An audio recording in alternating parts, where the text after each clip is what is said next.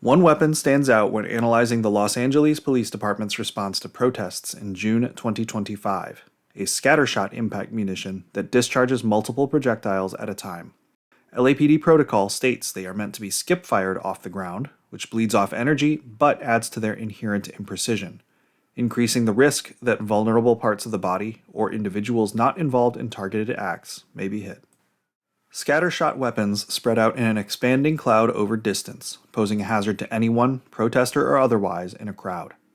Skip firing not only adds to this inherent imprecision, but also makes it much more likely that projectiles will ricochet past the height of the head and neck, the most sensitive parts of the body to injury from impact. While scattershot munitions occur in many forms, the LAPDs are identifiable by their use in 37mm launchers reserved for crowd control, as well as their characteristic spent cases. Here, we present 3 examples of journalists who were shot with these weapons while performing an activity protected by law, reporting the news. On June 8th, Sergio Olmos of Cal Matters filmed himself being hit by a scattershot round. In the video replay, Olmos can be seen standing behind a group of protesters at the corner of Temple and Alameda in downtown Los Angeles when an individual in the front line sprays a stream of liquid at the line of police officers facing them. In response, an officer shoulders a 37mm launcher and discharges a volley at the individual. Ricochets can be seen flying past the heads of Olmos and nearby protesters. Another shot occurs shortly thereafter, and a projectile from one of these volleys strikes Olmos in the chest.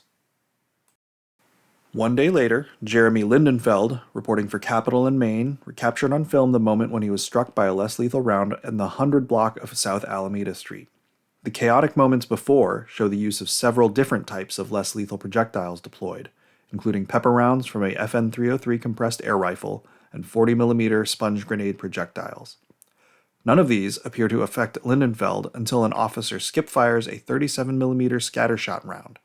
Lindenfeld states he was struck in the abdomen with one of the projectiles. In a widely publicized incident from June 8th, Lauren Tomasi was shot with a LAPD projectile outside the Roybal Federal Building in downtown Los Angeles while reporting live for 9 News Australia. Close viewing of this video reveals she was hit with at least one projectile from a skip-fired 37mm scattershot round. While it is unclear why the officer fired in Tomasi's direction, what is clear is that the journalist was acting in an official capacity as press, and at the moment of her shooting, offered neither threat nor resistance to any lawful commands. Scattershot weapons are, by nature, indiscriminate. A shooter cannot pick and choose to hit or not hit individuals, and it is impossible to avoid hitting sensitive parts of the body, like the eyes.